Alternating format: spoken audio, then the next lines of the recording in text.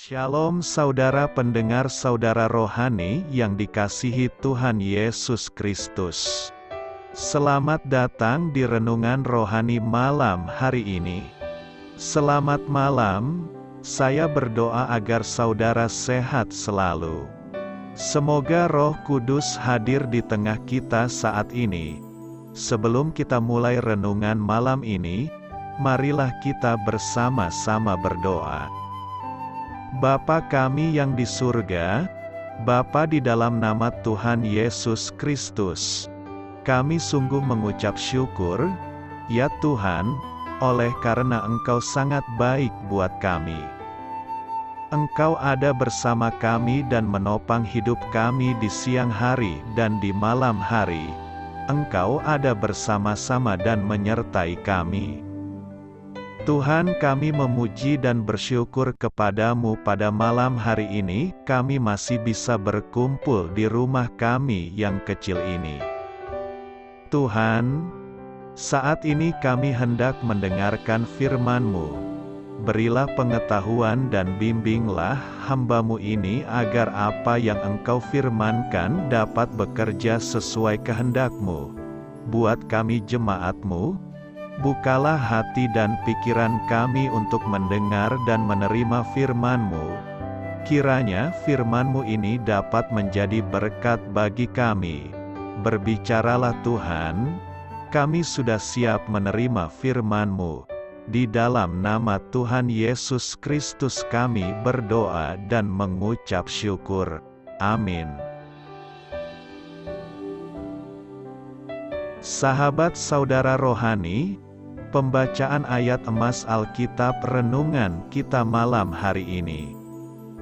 Nats pilihan kita adalah syukur kepada Allah karena karunia-Nya yang tak terkatakan itu. Tertulis dalam kitab 2 Korintus 9 ayat 15. Bacaan kita pada malam ini terambil dari kitab 2 Korintus 8 ayat 1 sampai dengan ayat 9. Saudara-saudara, kami hendak memberitahukan kepada kamu tentang kasih karunia yang dianugerahkan kepada jemaat-jemaat di Makedonia. Selagi dicobai dengan berat dalam pelbagai penderitaan, sukacita mereka meluap dan meskipun mereka sangat miskin, namun mereka kaya dalam kemurahan. Aku bersaksi bahwa mereka telah memberikan menurut kemampuan mereka, bahkan melampaui kemampuan mereka. Dengan kerelaan sendiri mereka meminta dan mendesak kepada kami, supaya mereka juga beroleh kasih karunia untuk mengambil bagian dalam pelayanan kepada orang-orang kudus. Mereka memberikan lebih banyak daripada yang kami harapkan. Mereka memberikan diri mereka, pertama-tama kepada Allah, kemudian oleh karena kehendak Allah juga kepada kami. Sebab itu kami mendesak kepada Titus, supaya ia mengunjungi kamu dan menyelesaikan pelayanan kasih itu sebagaimana ia telah memulainya. Maka sekarang, sama seperti kamu kaya dalam segala sesuatu, dalam iman, dalam perkataan, dalam pengetahuan, dalam kesungguhan untuk membantu, dan dalam kasih-Mu terhadap kami, demikianlah juga hendaknya kamu kaya dalam pelayanan kasih ini. Aku mengatakan hal itu bukan sebagai perintah, melainkan dengan menunjukkan usaha orang-orang lain untuk membantu. Aku mau menguji keikhlasan kasih kamu, karena kamu telah mengenal kasih karunia Tuhan kita Yesus Kristus, bahwa Ia, yang oleh karena kamu menjadi miskin, sekalipun Ia kaya, supaya kamu menjadi kaya oleh karena kemiskinannya. 2 Korintus 8 ayat 1 sampai dengan ayat 9. Topik dari ayat emas renungan kita adalah memberi adalah ukuran kasih yang sejati. Mari kita mulai renungan malam kita. Judul renungan kita hari ini adalah Perubahan yang Menyegarkan. Kisah inspiratif, mulai setiap Oktober, katalog yang menawarkan pakaian, alat rumah tangga, sepatu, lilin, buku, musik akan memenuhi kotak surat saya melebihi yang saya perlukan atau inginkan untuk saya sendiri atau orang-orang terkasih pada hari Natal. Tetapi ada satu katalog yang saya terima November lalu, membuat perubahan yang menyegarkan. Katalog itu berisi cara yang untuk berbagi dengan anak yatim piatu, orang miskin, kelaparan, sakit, dan cacat melalui pelayanan internasional Kristiani. Tulisan di bagian depan katalog itu berbunyi, "Bagikanlah terang dan kasih Yesus Kristus dengan orang yang hidup penuh dengan kegelapan dan keputusasaan, memikirkan hal lain selain membeli satu barang lagi untuk seseorang yang telah mempunyai begitu banyak barang adalah hal yang sangat melegakan." Jemaat Makedonia adalah sebuah contoh tentang kemurahan hati. 2 Korintus 8 ayat 1 sampai dengan ayat 6. Mula-mula mereka memberikan diri kepada Tuhan. Kemudian mereka membantu orang-orang yang kekurangan di Yerusalem. Paulus pun kemudian mendorong jemaat Korintus untuk mengikuti teladan mereka dan teladan Kristus, yang telah memberikan dirinya dan menjadi miskin, sekalipun ia kaya, supaya kamu menjadi kaya oleh karena kemiskinannya. Apakah Anda menginginkan perubahan yang menyegarkan pada Natal tahun ini? Pertimbangkanlah cara baru untuk memberikan diri kepada Tuhan dan kepada mereka yang kekurangan. Inilah cara penuh arti untuk bersyukur kepada Allah atas pemberiannya yang tak terlukiskan, yaitu keselamatan melalui Putranya. Amin. Marilah kita renungkan di dalam hati kita. Ayat firman Tuhan dalam 2 Korintus 9 ayat 6 sampai 15. Camkanlah ini, orang yang menabur sedikit akan menuai sedikit juga, dan orang yang menabur banyak akan menuai banyak juga. Hendaklah masing-masing memberikan menurut kerelaan hatinya, jangan dengan sedih hati atau karena paksaan, sebab Allah mengasihi orang yang memberi dengan sukacita. Dan Allah sanggup melimpahkan segala kasih karunia kepada kamu, supaya kamu senantiasa berkecukupan di dalam segala sesuatu dan malah berkelebihan di dalam pelbagai kebajikan. Seperti ada tertulis, Ia membagi-bagikan, Ia memberikan kepada orang miskin, kebenarannya tetap untuk selamanya. Ia yang menyediakan benih bagi penabur, dan roti untuk dimakan. Ia juga yang akan menyediakan benih bagi kamu dan melipat gandakannya dan menumbuhkan buah-buah kebenaranmu. Kamu akan diperkaya dalam segala macam kemurahan hati, yang membangkitkan syukur kepada Allah oleh karena kami. Sebab pelayanan kasih yang berisi pemberian ini bukan hanya mencukupkan keperluan-keperluan orang-orang kudus, tetapi juga melimpahkan ucapan syukur kepada Allah. Dan oleh sebab kamu telah tahan uji dalam pelayanan itu, mereka memuliakan Allah karena ketaatan kamu dalam pengakuan akan Injil Kristus dan karena kemurahan hatimu dalam membagikan segala sesuatu dengan mereka dan dengan semua orang. Sedangkan di dalam doa mereka juga merindukan kamu oleh karena kasih karunia Allah yang melimpah di atas kamu. Syukur kepada Allah karena karunia-Nya yang tak terkatakan itu. Gerakan pengumpulan persembahan dilakukan oleh Paulus di latar belakangi dari sidang para rasul di Yerusalem kurang lebih tahun 46 Masehi. Disepakati supaya Paulus dan Barnabas terus menginjili bangsa-bangsa non-Yahudi, dan para pemimpin gereja di Yerusalem akan memusatkan perhatian kepada penginjilan orang Yahudi. Galatia 2 ayat 1-10.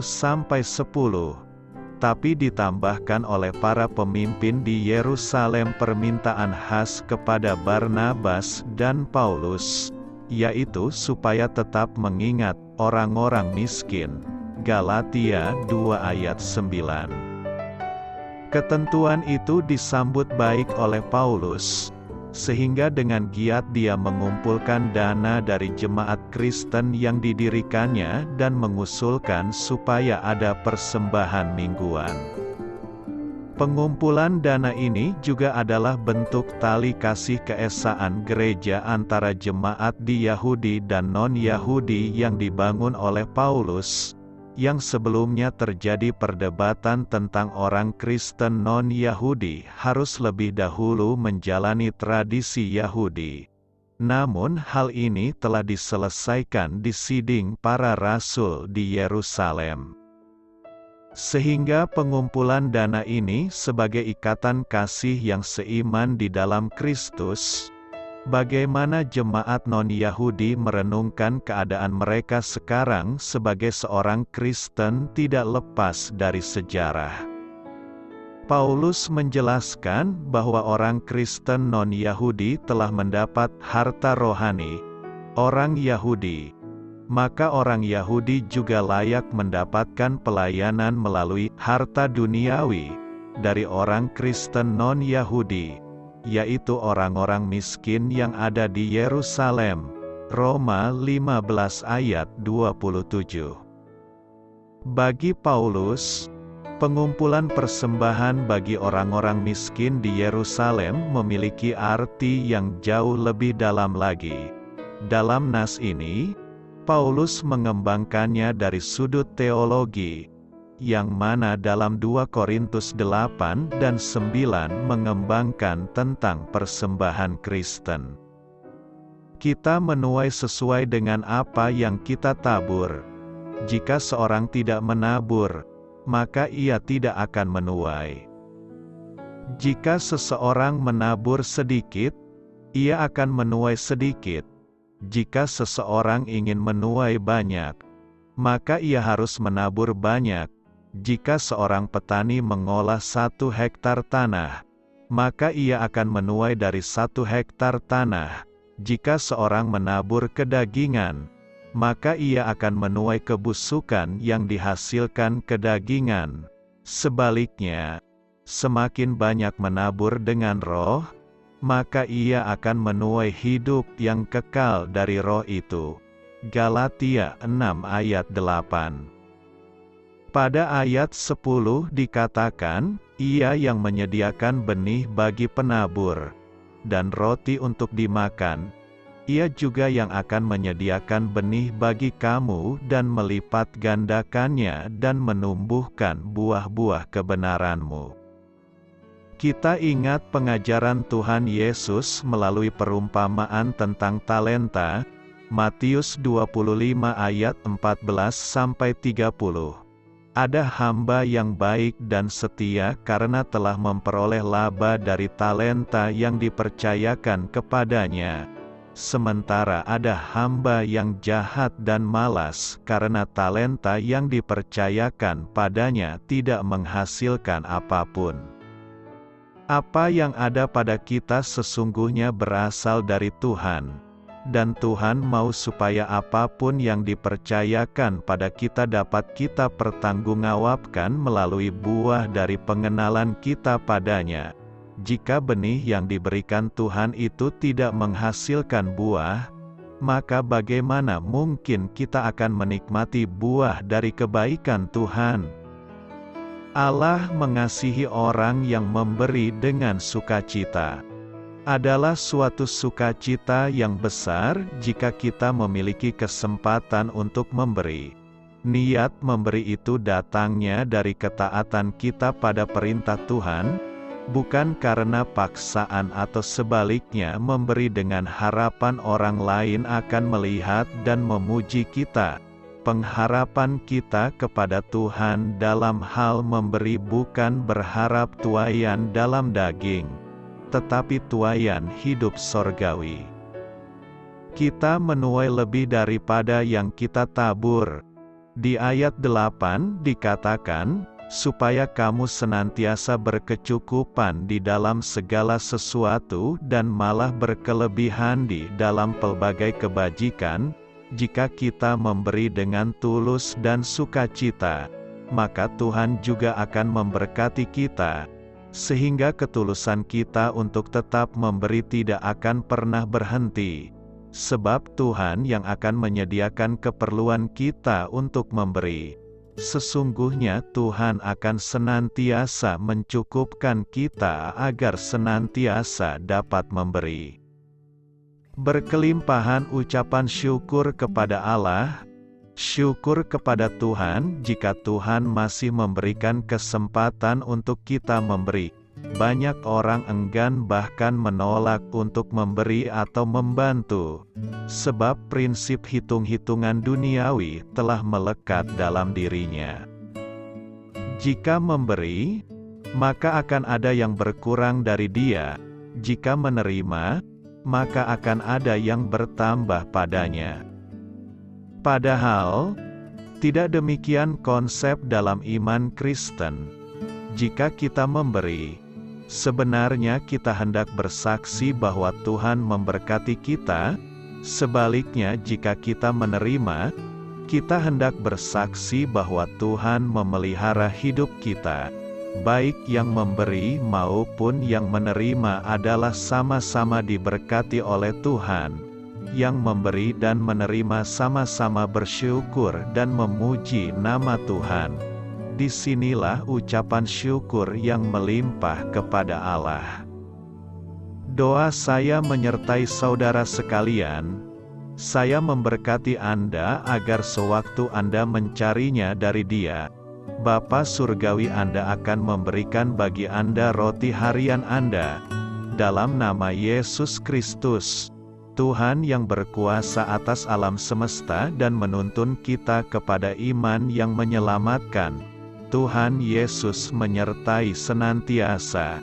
Terima kasih sudah berkenan mendengarkan renungan malam saudara rohani. Tuhan memberkati. Amin.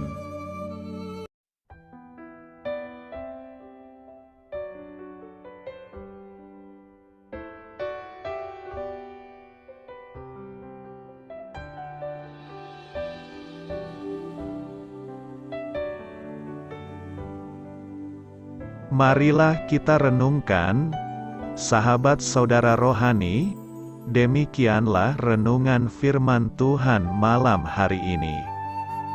Semoga menjadi berkat di dalam hidup kita dan menjadikan kita pribadi yang lebih baik. Sebelum kita beristirahat pada malam hari ini, marilah kita berdoa. Bapa kami yang di surga, Bapa di dalam nama Tuhan Yesus Kristus, kami sungguh mengucap syukur, ya Tuhan, oleh karena Engkau sangat baik buat kami. Engkau ada bersama kami dan menopang hidup kami di siang hari dan di malam hari. Engkau ada bersama-sama dan menyertai kami, ya Tuhan Yesus. Kami mengucap syukur untuk firman-Mu, ya Tuhan, yang memberikan kami kekuatan dan menyadarkan kami bahwa kami tidak perlu takut dengan gelap dan malam. Sebab Tuhan, Engkau ada bersama kami. Engkau melindungi kami dan menjadi perisai bagi kami hamba-Mu berdoa saat ini. Tuhan, untuk setiap pendengar renungan ini yang mengalami ketakutan, kecemasan, kegelisahan, pada situasi gelap dan malam hari di dalam nama Tuhan Yesus Kristus. Kuasa Tuhan melepaskan mereka dari segala ikatan roh-roh ketakutan yang mengikat mereka saat ini. Tuhan melepaskan setiap anak-anak-Mu dari segala rasa takut dan kecemasan. Di dalam nama Tuhan Yesus segala kuasa-kuasa roh jahat, kuasa setan iblis yang mengganggu anak-anak-Mu, ya Tuhan, tolong hancurkan dan halaukan dengan kuasa-Mu. Dalam nama Tuhan Yesus Kristus, berkati setiap kami anak-anak-Mu, ya Tuhan, dan lindungilah kami. Kami aman di dalam Engkau. Ya Tuhan, penuhilah setiap hati kami dengan keberanian, damai sejahtera, dan sukacita serta ketenangan yang dari Tuhan. Berkati kami di malam hari ini, saat kami tidur dan beristirahat. Kuasa-Mu, ya Tuhan, menaungi setiap kami, memberkati dan melindungi kami. Bangunkanlah kami kembali besok pagi dengan kekuatan yang baru, tubuh yang sehat diberkati Tuhan, dan berkat-berkat yang baru Tuhan sediakan bagi kami. Terima kasih, ya Tuhan, kami sungguh mengucap syukur untuk firman-Mu yang menguatkan kami. Dalam nama Tuhan Yesus Kristus Juru Selamat kami, Bapa kami yang baik, kami mengucap syukur dan berdoa haleluya. Amin.